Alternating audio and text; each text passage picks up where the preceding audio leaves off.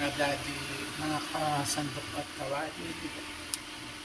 Ang gagawin ko naman po ngayon ay banana chips. Kumuha ko ng saging na hilaw. Dali hilaw po yan, binalatan ko. Pagkatapos, hiniwa ko ng ganito kaninipis. Ang pag-iwa ko, ganito kaninipis siya para crispy talaga siya. Banana chips po ang gagawin natin. Tapos nagpainit ako ng kawali, ng mantika pala. Tapos naglagay po ako, bali ganito na po. Ito na siya. Hanggang magkulay brown lang siya.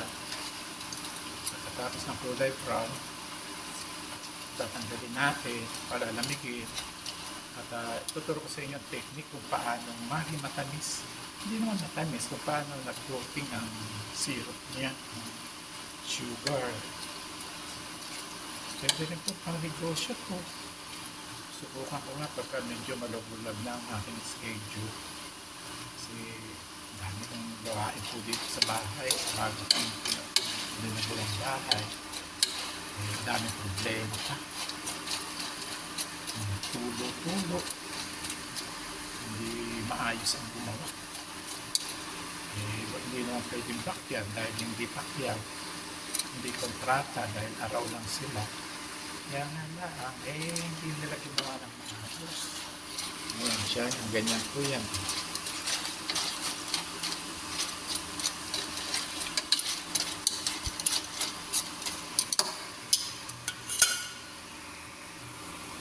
Ayan, pagka ganito na po ang kulay, pwede na hanguin natin ito.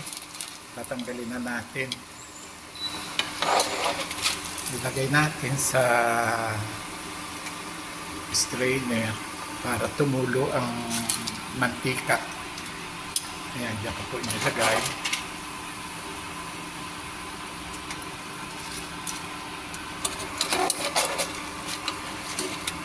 Wala kasi akong ladle na may may butas, may strainer ladle. Kaya ang ginamit ko, tong na lang. Yan, ganyan lang po yan, kasimple, mga kasandok at kawali.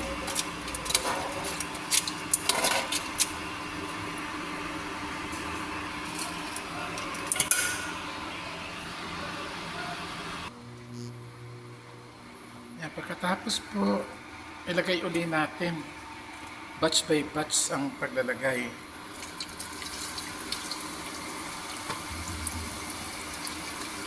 Yan. Pagkalagay natin, medyo haluin natin ng konti, stir natin para hindi siya magdikit-dikit. Yan, ganyan lang po siya. Mga ilang seconds lang naman na paghalo para hindi siya magdikit-dikit. Para hiwa-hiwalay siya.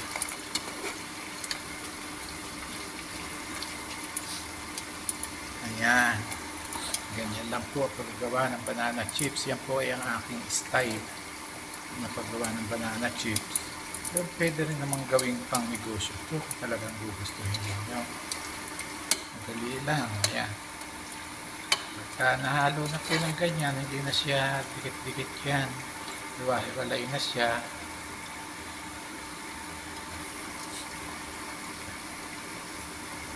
Ayan. Hiwa-hiwalay na po. Tapos hintayin natin siya na mamula. Kagaya nito. Ayan, nakasamahan nila. Ayan. Parang ganyan po yan. Ito, mga kasandokan kawali. Huling batch na po ito. Last batch na ito, piniprito ko ito. At itong batch na to, ito ang pakikita ko kung paano lagyan ng syrup. Para matamis. May konting tamis siya. Bali itong batch lang na ito ang lalagyan ko. Kasi itong the rest, mas preferred ko yung wala siyang asukal, walang tamis. Pero may stock din ninyo ito ng matagal, mga 2 months, 3 months, pwede itong ma-stock basta i-airtight nyo lang ang yung lalagyan, yung karapon. Bali, itong batch na to, itong gagawin natin na ano. Pakikita ko sa inyo kung paano lagyan natin ng syrup. Ito na mga sandok at kawali. Pwede na to. Aawanin natin na to, itong last batch na to.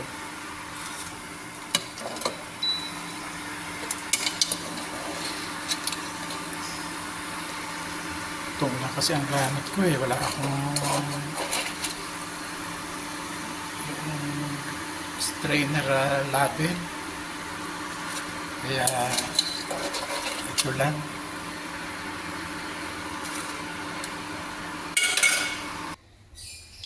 Nagagawa tayo ng syrup para doon sa lasbat sa mga kasandok at kawali.